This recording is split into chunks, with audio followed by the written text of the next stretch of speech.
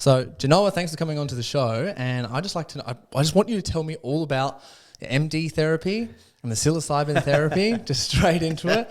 And just, I would like to hear some crazy stories and some lessons that you've learned recently through being in that world. Right. So, obviously, just going to keep this right here. Alrighty, keep moving this baby. Yeah, there we go. So, my experience with drugs in general was always partying first, right? And that's how I was. I was a big party boy. And so I'd never even considered the idea of using MDMA, psilocybin for therapy or growth or expansion. And so it's amazing when you start somewhere and at first you're like, I was skeptical to all this stuff. Meditation, psychedelics for therapists, like, fuck this. Like, what are you talking about? It's amazing that's why I learned never to hold on so tightly to anything because it's where you go. But anyway, so fast track to a few years working in personal development, opening my mind up to so many different modalities, and then having trialed it personally. So I've worked with experimenting with, ayahuasca, San Pedro, psilocybin, MDMA therapy. And the key there is the way I use it is there are things in life that sometimes you can't work through at a cognitive level, like coaching, therapy, and sometimes there are things that keep playing out in your life. You're like, what's going on? Like, why is this happening here? You keep calling things in.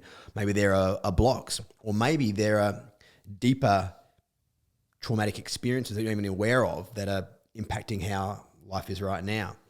And so the way I've worked with particularly MD and psilocybin is MD, what it does is it removes the psychological defenses that we've put up over time to protect us from whatever the experience was that we had that at that time was too much for us to handle, right? And it doesn't even have to be anything severe. Like trauma can be sometimes confused with having to be something really, really extreme. And some people almost like, yeah, that wasn't traumatic, but it's like, but at that time when you were 6, that might have been traumatic. And so we have all these things that we experience that we might even acknowledge right now that are impacting our lives at the moment. And so what MD allows you to do is when we develop these psychological defenses, so it's like dissociation, things like that we repress. And so what it does is it removes these barriers to allow us now in a safe environment where we're able to deal with it, to then maybe see, experience, learn from, or work through whatever it is, this past experience. Maybe it's traumatic. Sometimes it can be positive as well. It's like, oh, this is what's going on here. And so it allows us to move through that in an environment where we're safe and we have trained people around us to help us work through it if something comes up. And so what MD has done for me, and I can even use a personal example, is I was looking at some stuff around self-worth, and I was like, there's this level of, I can feel it, like I'm not fully there. And what's an example when you weren't feeling self-worth? I'd love to know. What weren't you worthy of? So of love, right? Ooh. So how was that relationship showing stuff. Up? Was it just so? It was showing up in the sense that I was struggling to connect at a deeper level with and call in women that I'd be interested in going deeper with. And I was like, what's going on here? And working and having the luxury of having people around me who I can workshop with and all the rest. They're like, there's something, this is maybe playing up for you in terms of you don't actually fully love yourself at that deeper level. And that's step one, right? And so there was that. And so I went in with the intention, a loose intention around, okay, what is it that I'm missing? What do I need to see, feel, experience that may be holding me back from experiencing proper love and opening myself up fully to love? And what landed for me, because what happens is ego gets pushed aside. There's no judgment. It's just raw, open honesty. You know, if you've partied on MD, you're in a love bubble with someone you never met before and you're going into business with them and blah, blah. So this is in a similar environment, but it's with yourself. And so I was able to, and eye masks on, music on, so it's a very much internal process. And it was almost like I was just self-coaching myself, and I was like, And for me, what came up was that, was my connection with my mother. And I saw so much of her in me, and I actually couldn't fully love her because of the projection of the parts of myself that I was putting onto her. And I was like, I need to fully love every single part of her just for who she is right now. And that's going to translate into, I was like, fuck, because I'd always noticed there was me and mum are close, but I could tell there was something that was a little bit of a block there. And it's because of the parts of myself that I couldn't see, that I was putting onto her that I didn't fully love. And so I was like, and that's part of shadow as well, right there. So that, for example, was what working with MD therapy was able to do for me, which is like wild. It's crazy, and I like that you guys have, because obviously this is, if you follow anyone in that sort of that realm, is it happens so much in America, right? It's all there. It's being used all the time. It was so funny. A close friend of mine, people were talking about partying and like, oh, I've never done MDMA and stuff, and he was like, no. Someone around and said, yes, you did. You did an MDMA therapy thing in America. He's like, oh yeah, well I did it for the intentional growth therapy. I didn't even realize. I just thought it was like he didn't know what it was. He just went there for the thing. People were talking about it. He's like, no, I've never done MD. And they're like, yes, you did. Yeah. Which was funny. But like in Australia, from what I know, is like you guys are really revolutionary.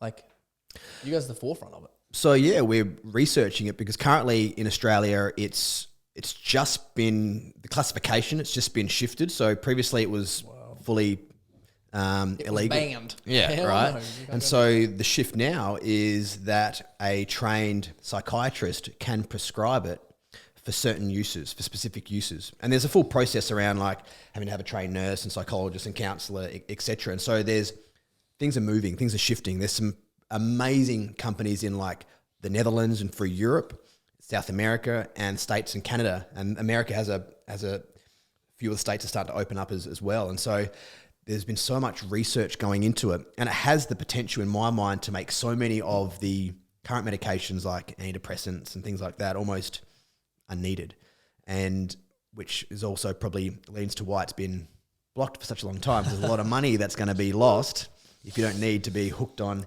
antidepressants for the rest of your life. So it's a fucking exciting space. How cool is it going to be at one, like this is going to happen in the near future, right? Where instead of, oh, I hurt my back, I'm going to go see the chiropractor to fix it out. I'm going to go see my MD therapist. I'm going to clean some stuff. Have you got any positions at 10 a.m. this morning? I'll come in. Like, right. That's going to be a thing. This is the potential. Yeah. And because there's so much research going into it now, like put 5-10 years down the track, like it'll be the new normal, that it'll be accepted. Because in the past, right, people have been like, I remember when mum heard it initially that I was, working with, MDMA or psilocybin, she's like, oh, don't get addicted, be careful. I'm like, how much do you drink every night? Like every weekend? Like which drug has the biggest list of fatalities associated with it? It's alcohol. Yeah. And it's just the mindset. So it's going to shift people's openness to the potential that is there. Yeah. Or caffeine. Same thing. Right. And I was like, I dare someone to take mushrooms every single day for like a week. Hell no. I do one of those. It's like a workout. I'm like, I'm good for 6 months. Yeah. I'm not going anytime, that's the thing. Soon. You don't actually, after doing a solid dose, you don't wake up the next day and go, I want more of that. You wake up and go, oh, okay. I've got to integrate. I need to integrate. Not, I want to go again. So it's actually quite a different experience. Yeah. Which is nuts. So tell me more about the research, because you're legitimately studying it. Like you guys are like researching, getting everything sorted with the MD, which is crazy. Real case examples. I want to hear about the psilocybin as well. I'm passionate about mushrooms because I honestly probably don't give enough credit to some of the lessons, some of the teachings, and who I am and how I've been able to openly express myself as much as I can possible online, even though I've been scared to share it, in business, even though I've been scared to take the leap. And it's been due to psilocybin and having intentional journeys with my friends where the sole container of it is to figure out how we can get better and move through the next stage of our life as an initiation to rise up as a man and make impact in the areas where I want to or we want to. And we create that container, and it's helped. And I've talked about it on the podcast multiple times. So I'd like to know from your perspective and perception all about it. Firstly, love what you're doing and the energy that you're putting out there, and utilizing things like this to help you bring your genius and power to the world. And that's the way I see this medicine being used. And so psilocybin is a little bit different, and I tend to use that more so for like business. Like such a business hack, right? It is such a business hack for everyone listening. There's coaches out there in the personal development world who create all of their courses, all of their strategies through intentional mushroom like ceremony. Yeah. And that's where some of the genius comes from. Yeah. Well, you've heard of like, the Silicon Valley entrepreneurs and that going out and the LSD, and when that was happening, I was like, oh, he's a bit out there. And now I'm like, I get it. It opens up a different level of perception, and I'm also a big believer in the fact that we have an amazing level of potential and intuition that we can access internally. We don't need to go outside to anyone else. And that's always there. And what working with psilocybin allows us to do is it allows us to access some of that potential, the creativity, the insights. And so when I go into like a psilocybin journey, for example, we use a hero's dose, which is more around 5 grams. And again, it's...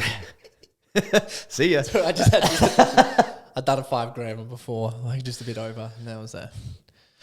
You had to surrender. Yeah, if you fight, yeah, you're going to have a hard time. Yeah, you got to surrender. I've had experiences where me and a mate were going in together, and we had a sitter, so someone who is trained to sit with us and to sort of guide us, and we both went in, and I had my like noise cancelling headphones in and a 6-hour playlist and eye mask on, and I was going in, and I was just like, it was like year of therapy, just like duk, duk, duk, duk, duk. I was like, oh, I get it. Fuck, okay, stop doing this. I'll do this. Got to go hunting. Right. Like things are just dropping in for me. Hunting has been on the top of my to-do list for 2 years now, and I haven't found anyone who can like take me and go do it. I have 2 people, I believe. So, okay, we're gonna have to chat after this. Looks like we're going to tempt me because I want to go kill an animal, cry, chop it up, put it in my freezer, and eat it. Yeah, like That's the my full goal. process. I want Like the whole process. Yep. I want that experience.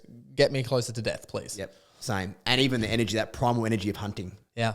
Right. I get focused. Yeah. Wow. So that's one drop in right there as I got around hunting, right? And so, that experience of being in the journey and it's just you again. So I was having this, like, I went in with intention around business. So this year my theme is sex and money. Love that. You get to have both. Right? You can have both and still work in this space. And so that's a big theme. So I went in there, so what am I missing? Again, like intention. The key about these things also is not to get too attached to your intention, right? So go there with an intention, but also with that, there may be something below that you aren't seeing that needs to be worked through first, right? Because often we have this idea of like, I want that. And it's like, see these things in the middle here? You're not seeing them, but they need to be worked through first, and then you can get to that piece. So Every time. Also go with intent, but then let go and see what has to come in for you. And so for me, I've always had experiences where, particularly going around like business stuff, I'm like, okay, what am I missing? This doesn't feel right. And it's like, dunk, dunk, dunk, dunk, dunk. And I see visuals and stories and ideas of like, okay, I need to be doing this kind of thing. And this part of the business is done. And sometimes you have even people drop in. It's like, I've had that and I'll be like, I'll just message them. Hey, just so you know, you dropped into and I was in a mushroom journey. I'm just reaching out, no intention, who knows? And sometimes they're like, I'm intrigued. What's going on? We got to catch up for a coffee. Sometimes nothing happens. Sometimes it's like, oh, cool. Like, and it just gives you a little carrot. It's like, just follow this. And what I've always found is that I've come out of psilocybin experiences with clarity. And I'm like, and a level of reassurance. Because sometimes I've seen things that have explained challenges and I'm like, okay, be patient. This is something you've got to work for a period of time. Not like, why isn't this happening yet? And so for me, I've always found that the psilocybin allows you to see insights and it recalibrates how you see the world. When you come out of it, you don't look at things quite the same. It's also like you feel so much more connected to people, to nature. There's I find a level of peace that filters through the next few weeks. And there's also, you can also use that as a micro experience, which I don't use as much. I'm more like going for the journey, insights drop in, and then action that. And the key piece, which is also really, really vital to understand, is around integration. So like setting, like the pre-work is, about 10%, and the rest of it is split like the journey and then what? Because a couple of things can happen. It can bring up something for you that you may have been totally unaware was even there, and it's come up for you, and now you've got to work through that. And so that's really, really important to have then a process we're now putting into place. Like, and I have people around me, processes to like, is it a psychologist I need to speak to? Is it just a counselor? Is it a energy healer I need to do some work with and look at like what needs to happen post? The other thing that can happen is while you're in the zone, some really cool things might drop in terms of actions. Like, I need to speak to this person. I need to tell this person I love them, whatever it may be. And in that heightened experience, it feels so true and so right But then as you go back to your old life again in the world, you sort of start, oh, maybe that was just a bit, maybe that was bullshit. Like, and you find it, you sort of drift further and further away from it. And so it's really, really key to like write it down and then also call it out. Like, these are my actions to people. Well, that's part of what you call doing the work, right? Because you can do the work, but then like, are you actually doing the work afterwards? Very good point. Yeah. It's like, you're doing the work or you're doing the work. And it's like, it's following up those little things like, oh, I need to message this person, or I need to do this thing. I need to make this decision, I need to have this conversation. And it's like, well, are you doing them afterwards? Because I always find, like in myself, of how I explain it as you were talking, is it's like, we live in a world where there's just so much temptation. And temptation shows up in distraction, temptation shows up in all these different areas. And I believe temptation is just one more to anything, right? So it's all over the place, right in front of our face. And when you're in the mushroom journey, because some people can have the argument, oh, like it's play, you're tripping, all the rest of it. It's like, yeah, and that's distraction too, and temptation. You can go into the world of the psychedelics and be la-di-da with it all. And there's parts of that where it's like, yeah, you actually get to enjoy that. And that's a really healing experience for some people.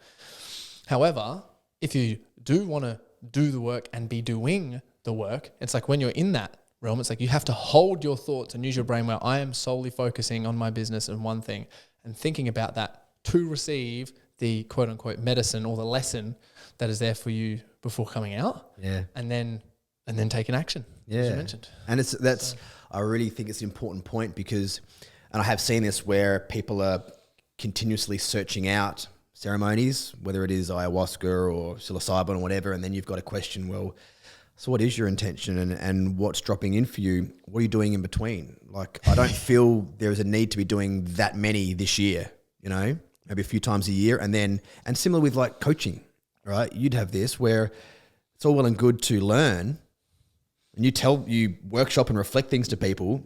And then it's like in a month's time, it's like, so what have you done? And some people get caught up in that experience of like the connection and the drop-ins or the heightened experience of being on a medicine and get hooked on that experience. But you're right. But then what are they actually doing to make the change? And that's the big piece. There's no magic bullet, right? This can give you some things and a coach can reflect some things, but you're the healer. And that is it's empowering in one way. It's empowering in one way, but also it means you got to fucking step in, right? Yeah, and you got to rise up. I really like that because, it's like, here is the real world still. Yeah. Like, here is the real world. And yes, it can be amazing in there. And it's like in the journey of if you're going through a psychedelic experience, it's like, and you get to take pieces out of that with you back into here. Yep. Sort of like all the traditional stories, which is why all the myths and all the religions, there's always stories there where someone enters the dark world or enters somewhere else or whatever it is, and they come back with the gold or the boon or the gift or that shiny stone that Bilbo Baggins takes out of the dragon's lair. So I think that's important too. Yeah. And then having people or someone who can also post, coaching or an experience, like bounce some shit off with you. And because some things you might go, what do you think? And we also say, and I always make a point of after having a heightened experience, no big decisions are made within at least 2 weeks after that. Yeah. Right? Because there's some things can drop in. It's like, ooh, okay, do I need to sit with this? Do I need to act on it? It's like, I need to sell my business and break up my partner. It's like, whoa, let's hold, sit. So that's the other piece, is to be able to discern as well in terms of like, is something for you just to look at and consider? Is it like a strong action? And then also for some people, it can take a bit of time for things to drop in, because sometimes it can be a bit of okay, that was a lot. What do I do with that? And that can also be a bit of a process over time. So it's also not like a one size fits all in terms of experience for people. So the support around doing something like this is really, really important. What I want to know is some of the lessons. Like, what are some of the takeaways that you have received or seen that you've been like, that is a result. Yes. And that is a lesson, because there's so many lessons learned. So I'd love to know all about it. Yeah, man. So I'll pick a couple of lessons that I have dropped in that have really had a profound impact. More recently, one actually is the hunting, and I'll explain what that means more. Just turn your mic like, yeah. There we go. Yep. So the hunting piece, for example. So I was like, okay, cool. There feels like sex and money, business, relationships, I feel like there's a block of a next level going on for me. I'm like, well, what's that about? So I'm like, let's go in. I want to go next level. What does it look like? You know, like show me something. And funnily enough, I saw myself hunting, and I was out like in a pair of shorts, blood over me. I'd killed an animal, and we were full respect, like, you know, cutting it. I did it myself, and we were eating it by the fire, and we are going to save some of it for later eating. And I was like, what was that about? And I remember feeling this level of like power as a man. I was like, that is a primal masculine energy right there. And I was like, that's an energy I need for business and relationships. So for me, and part of that was actually like, I need to go and hunt to get back in that energy again, right? Because I've lost and to go one step deeper to that, I used to have a bit more of that energy in me, but it was probably more of a fuckboy energy in the relationship sense, right? And that's in all honesty.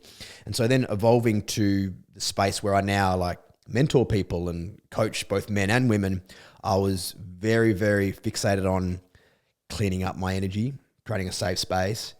But with that, I was slightly lost, and I lost a bit of that natural, you know, the whole like, because also there's a big push around masculine toxicity, etc. So I was like, ooh, is that a negative energy to have? And no, like healthy primal hunt energy is a fucking amazing energy for men to have done in the right way. But I lost that totally.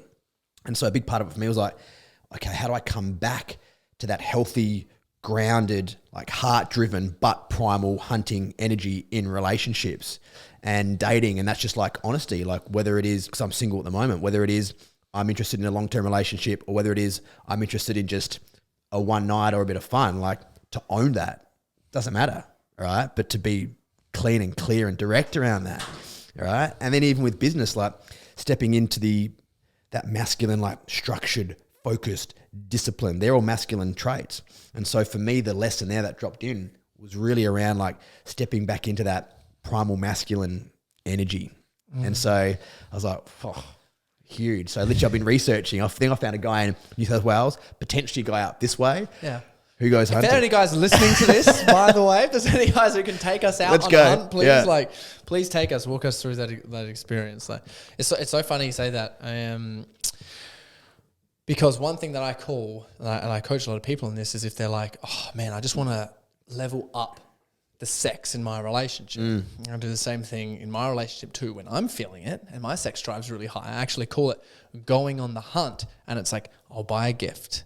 I'll buy gifts, plural. I will write notes. I will take out for a sexy date and like a surprise for whatever it is. And that's like sort of tracking the prey. You know, like I'm tracking the prey, doing all these things. Yes. And then like we have the date experience. It's like take home, and then like I take her and I treat it as a hunt. So like a lot of like people that I'll speak to who haven't had this like sort of click come in will just sort of expect.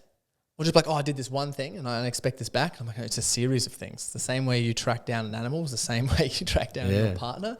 And I promise you, if you approach it like that, you will get results. And it is so fun. And it is so, so cool. Like there's been moments and parts where it's like, I will even get to a point where I tease because I want the hunt to be so good. And there'll be a point where it's like, oh, we get into bed and stuff. And then I'm like, oh, no more.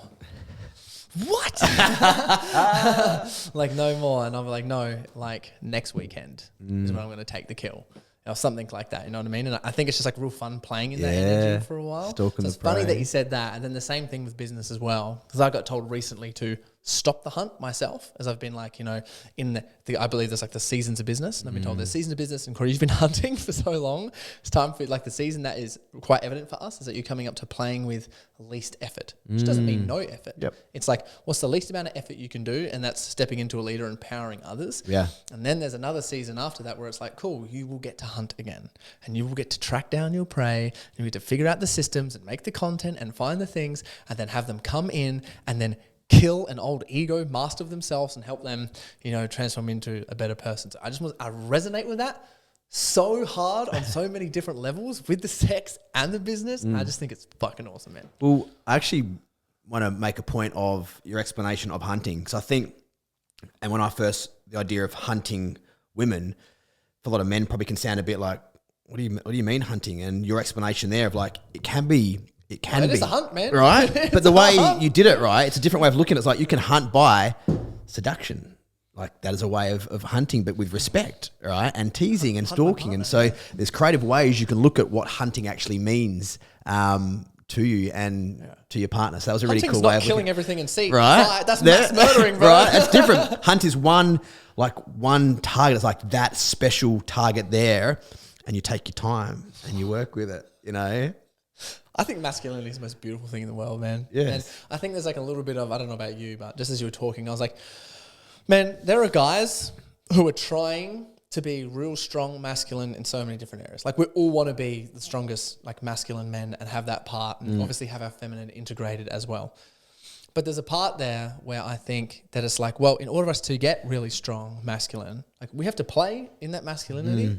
And there's going to be moments where on our journey to becoming strong, we're going to stuff up. Yes. And it is going to be toxic. And it is going to be bad. And instead of shaming men for trying to move forward and become strong masculine leaders in their own right and their power for their family, protectors and providers, instead of shaming, there's a piece there where it's like encouraging but cooling them forward in a way that's like, hey, just letting you know, like, you know, that thing that guy did or whatever it was, like, you get to be a little bit better. And I'm just calling you forward. I acknowledge you for trying. But this approach works better for me. And have them go, oh, thank you for teaching me. Next time I'll do it. Bro, this is such an important... No, it's such an important thing right now because... because there's like men... Like there's so much spotlight right now on masculinity and what it means, and men are fucking confused. And it's suddenly we're like treading on eggshells. Like, oh, I can't make a mistake. I can't fuck up here because I'm being raked over the coals for it. And the can't make a mistake thing right? With me, bro. It's like this perfection thing. Like sort of put on us. It's like, fuck, we're boys. We're messy and break shit, man. Come on. Right? And so most men are like, what the fuck do I do then? And we can't make a mistake and we can't learn. And so there's also no much education around like, so what are we actually striving towards? Like, what does the healthy version of masculinity even mean? Right? And you just named a few traits just then. And so that's the key piece there. It's like, okay, this is kind of striving. There's slightly your version of each of these things. This is probably unhealthy. Now have a crack and fall over in the meantime, but own it.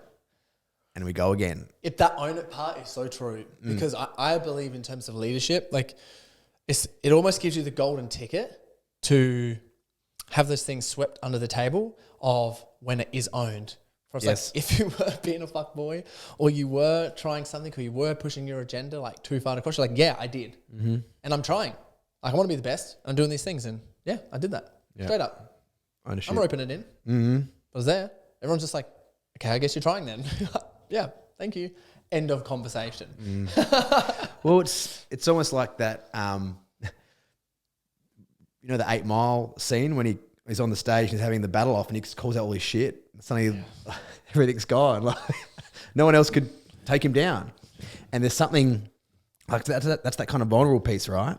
Where there's this power. And like when I sit across from or in a group of men and everyone's like, there's always a bit of like, you know, dick swinging, you know, so you catch up with a group of guys and there's always a level of like the dick swinging that can go on, you know, which is fine. And there's always a little bit of competitiveness, which again is healthy and fine and fun.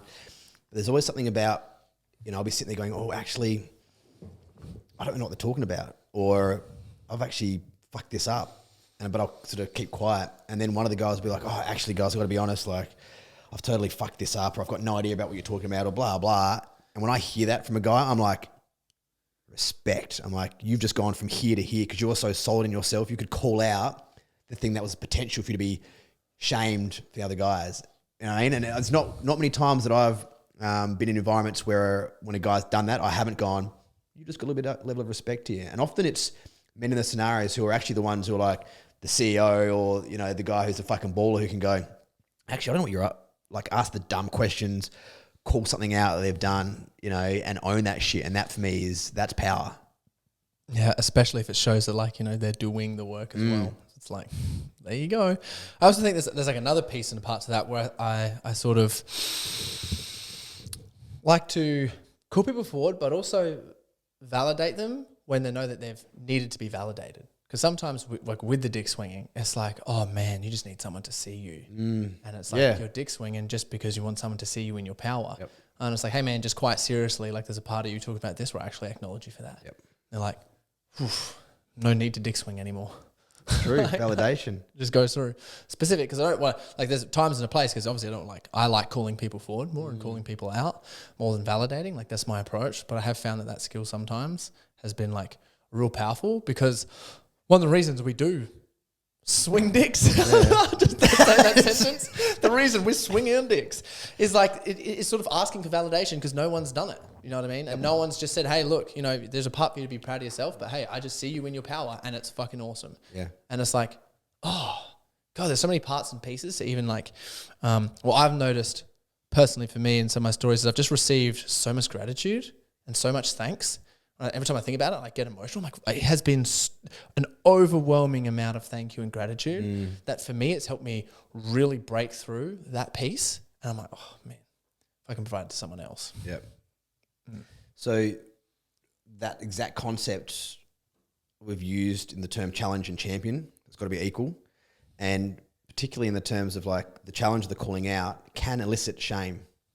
And if you want to motivate someone for action, it's not via shame. That's the lowest energy. The scale of consciousness, that's down the bottom. So the second someone feels shame, the likelihood of them actually stepping into the action you want them to perform is extremely low, or it'll come from a really unhealthy place.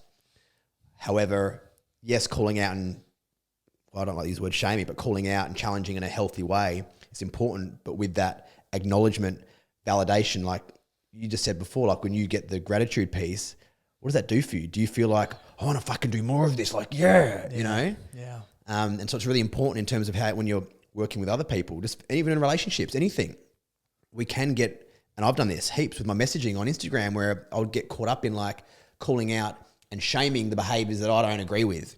So that's not how to fucking do it.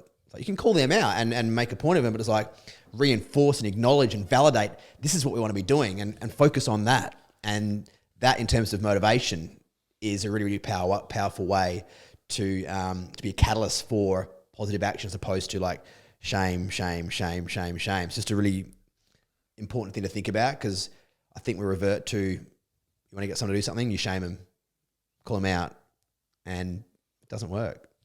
Yeah, for sure. Yeah, definitely not all the time. What are some of the things that you have learned being in your men's circles and running the retreats? I'd like to hear some stories or some experiences that you have gone through facilitating where powerful scenarios or stories have happened. So the simple one I want to call out first is that there is this perception that men can't communicate and they can't feel their emotions. And from my experience, when they are in an environment that feels safe for that, they can.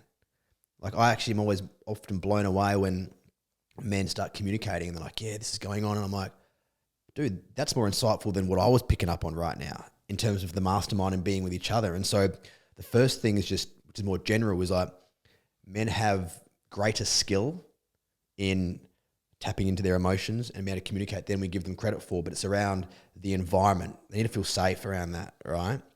And in terms of a story, I'd like to, there's a lot of excuses in this world, right? I'm too busy, maybe you can't afford it, got other shit going on, blah, blah.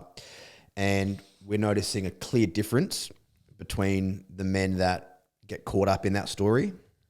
Oh yeah, no, I had a busy week, or I was away, or I didn't get that done, compared to the men who are like, I'm just getting it done, right?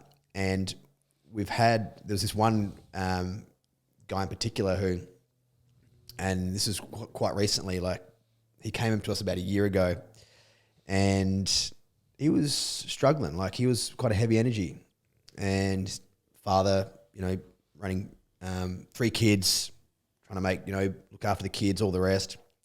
And we were hosting a retreat, and he was like, even seeing his shifts over a period of time, like, bro, like you're shifting. Like, I don't think you give yourself enough credit for your emotional intelligence. It was just profound seeing what was coming out of his mouth when he was put in an environment where he felt okay just to be him and whatever it was. If he had to cry, whatever. He was pumping out some wild drop-ins as well. I was like, dude. Anyway, and so he's like, I want to come this treatment, but I can't afford it right now. And there was no like, oh, sorry guys, I'm too busy, or I can't afford it, or shame, or whatever it was, or victim, or trying to get a discount, or whatever it was. He's like, leave with me. And I was like, okay. And next minute he's like, I'm in. I was like, okay, sick, like you're in. And so he came to the retreat and I was like, so tell us what happened. So he lives in Headland in WA. So he flew for 8 hours, 3 or 4 separate flights, slept overnight in the Melbourne airport, was working on weekends for every month leading up to the retreat, having his kids looked after by his mum, by his ex-partner, so he could save, so he could get there. And he rocked up on the Friday afternoon.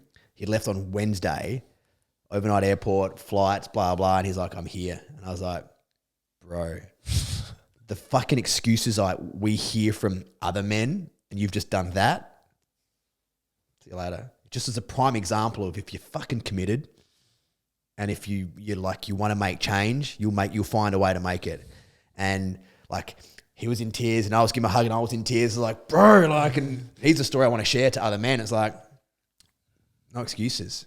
That's crazy because that whole journey for there is just a journey of him taking steps toward himself. Right?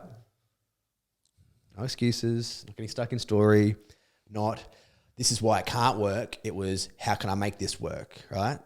And just that, like just getting there is a skill that would have transferred into every other area. That's why I love personal development and how hard it is in terms of like, it's just tough facing off with your shit. And I think it's so cool. And there's positions where there's any other area in your life where it feels a little bit shifty, or there's, I want to be better, or I want to open up into more abundance, or whatever I want. It's even just the process of you jumping into whatever personal development, community, event, retreat, whatever it is for you, just the process of that is already a lesson.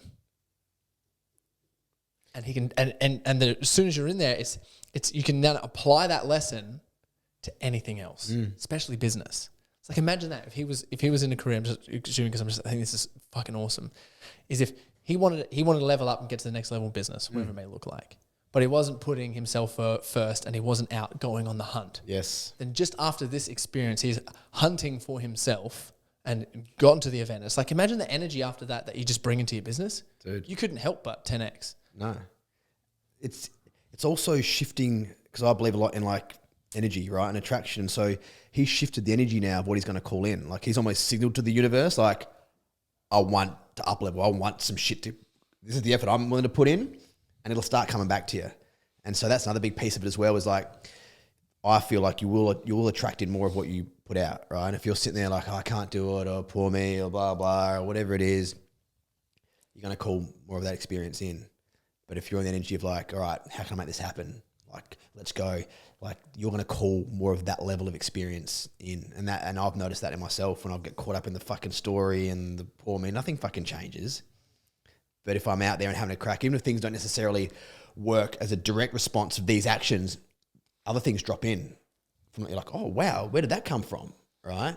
And it's also, and this actually ties to also being like, there's that balance between like goal orientated and focused, but while having the blinkers like this.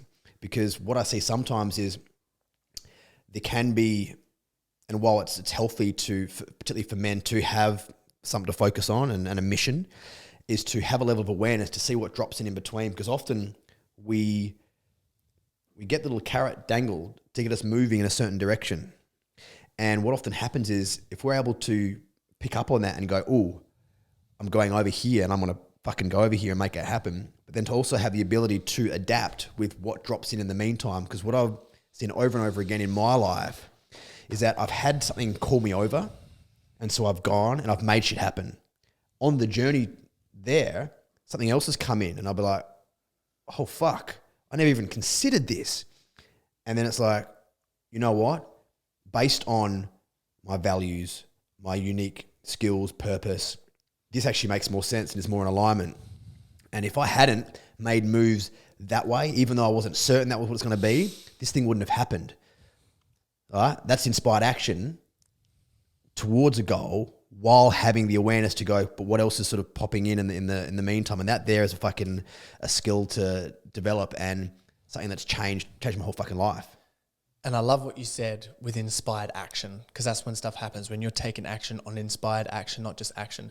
Because I believe there is nothing worse than walking down a path that you think is your journey and it's right next to the path of greatness.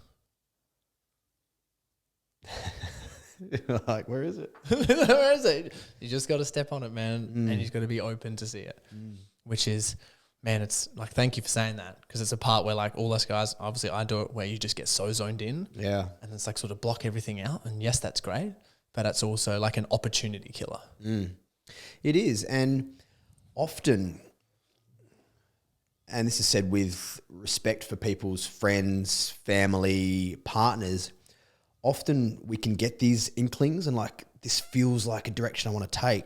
And for a lot of us, and this is where that loneliness piece can come into play when you're doing the work and you're shifting and evolving, is you might be moving somewhere, but that doesn't mean everyone around you's coming with you. And this can be really challenging, right? And so you're like, oh, this direction feels like something I want to try. And often it's the people around you that won't necessarily be supportive of that, right? And that's often their own shit, because by you making change, they've got to reflect on their own shit and be like, oh, hang a second. Is that what am I really happy with fuck, my whole identity, and it's safer for them just to go and project and like disregard or, challenge your new potential path, because it scares the fuck out of them and they can't see it. And so this is something to be mindful of as well, right? Because that can be really hard. Yeah, it is. So how do you as well, just like asking questions of that, how would you recommend people break through that limiting belief or break through that roadblock of, I'm going here and I have to let people go? Yeah. So this is where I love to use the Buddhist philosophy around non-attachment, right? And I love working with Buddhist philosophy, Vedic philosophy. They're the two sort of that I've studied originally. You're the Vedic king. I'm the Vedic king. Yeah, I'm calling you the Vedic king. All right, I'm the Vedic king. Get my stuff. And the concept here is that, and if you look at nature, everything is cyclical, right? And in the Vedic philosophy, we look at the term of like, we're always operating in three different systems: creation, maintenance, or destruction. And look at everything. Is that tattoo on your arm? No, it's different. Yeah, this was just like a random vision mandala that a tattoo artist kind of made for me on the spot, and I was like, go. Because I thought it's like three areas next. I thought it might have been. Well, no, I mean, funnily enough, triangles. Triangles will follow me. My brand, everything's triangle. I'm with you as well. I love triangles. Something about it. It's a power fucking symbol right there. So the concept of that destruction, maintenance, or creation is that we're always in one of those systems. You look at everything in life, right? A baby calf, a tree. There's that growth creation phase, which is like exciting, and that's the like, it's so exciting, it's cute, amazing, rah. Then there's the maintenance phase, right? Which isn't quite as exciting, but that's the safety. That's like, okay, it's safe, it's consistent, we know it. And there's always destruction, death, the letting go of. And us as human beings, we like celebrate a little bit of the creation and we get stuck in maintenance because it's safe. And then destruction comes along and we are holding on for dear life, right?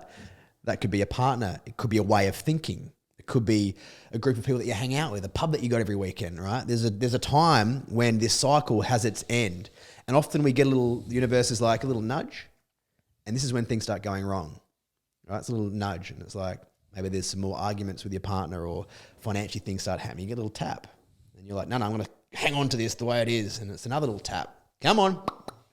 And then you're gonna keep getting hit harder and fucking harder until you get knocked the fuck out, right? Because you were trying to hang on and maintain. Nothing in this world is designed to stick in maintenance. That's why all the destruction gods are so powerful when you see them. Oh, I love it. They create space for something new.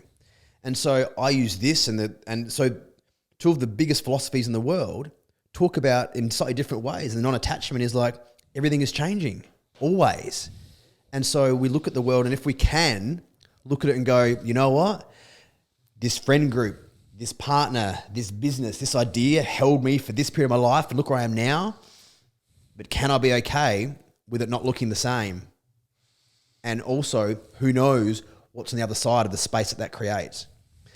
That's potential, right? That's opportunity. And that's how I reframe looking at things like that. And it's uncomfortable. It's hard, dude. Like, because it's like, this is what I know. And I've put so much sunk cost fallacy, so much time and effort into this. But maybe that's got you here. Yeah, that maintenance is just the comfort zone. Yeah. Oh, I'm so invested in this conversation. I know one thing that just clicked for me in my mind was just like allow your own self-destruction. The more you resist your own self-destruction, it can be messy. It can be a breakdown. It can be everything's collapsing down.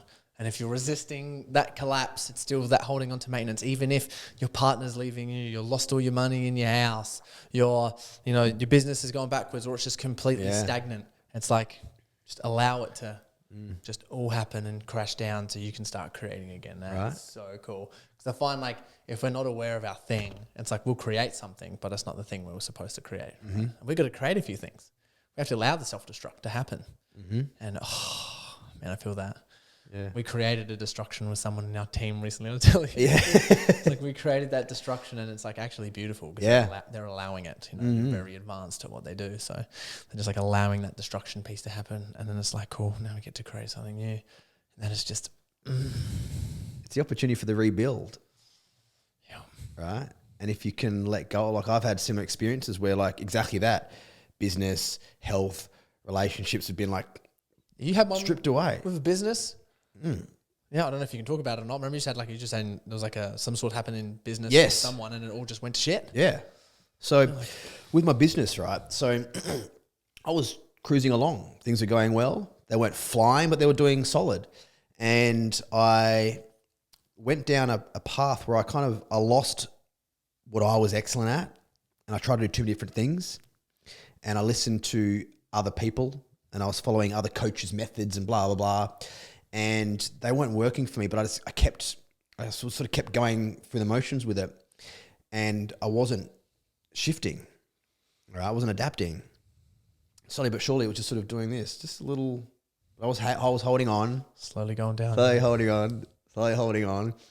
And then I actually went away. I went to the States and I was hanging out there for 3 months. And this, of course, perfect the way it was constructed.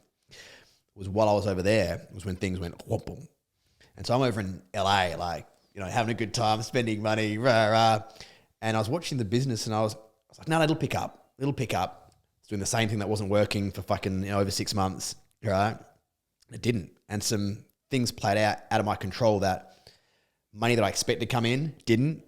Money that I expected to save, doubled what I had to spend over there. And I was just like, I got to this point where I was like, oh, fuck.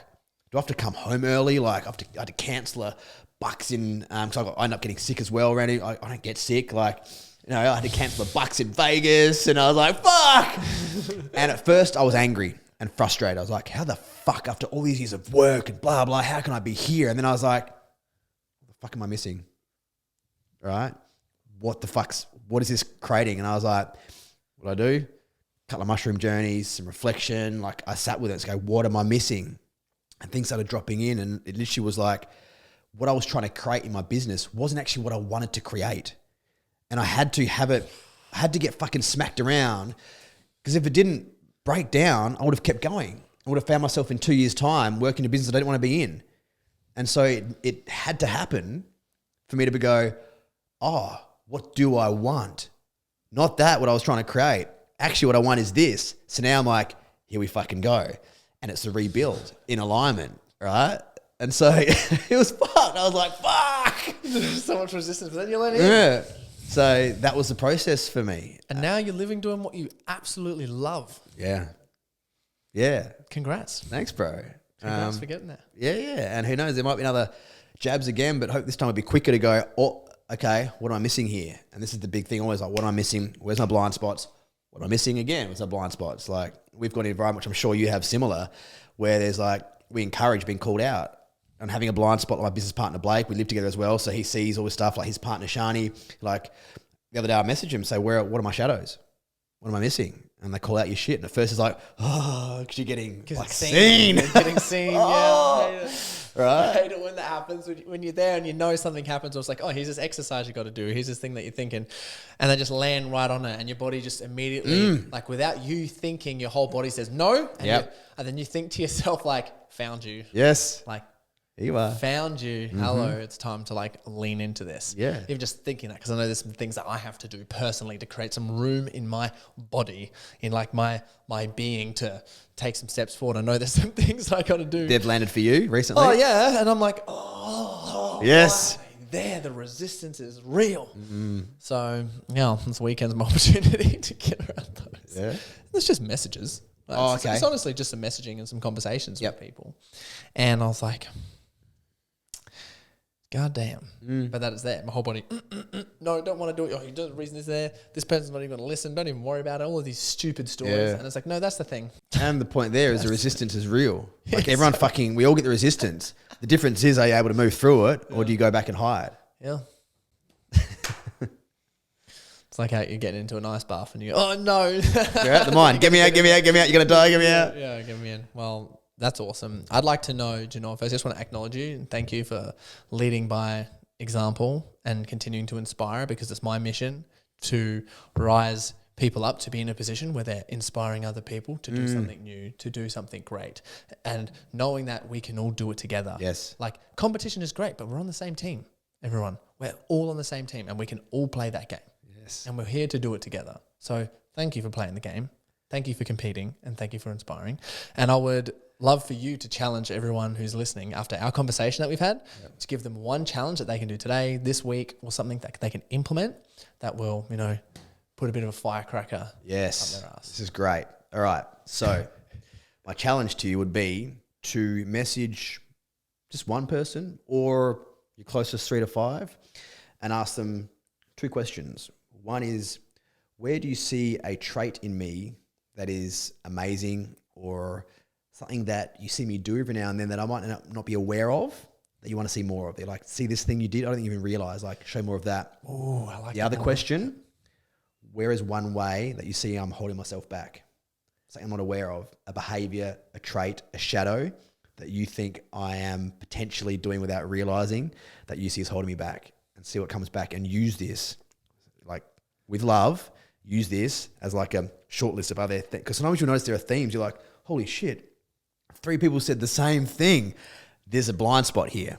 And that's a really, really, really powerful exercise to do. Oh, yeah, because how people see you is how you see you. And get used to that.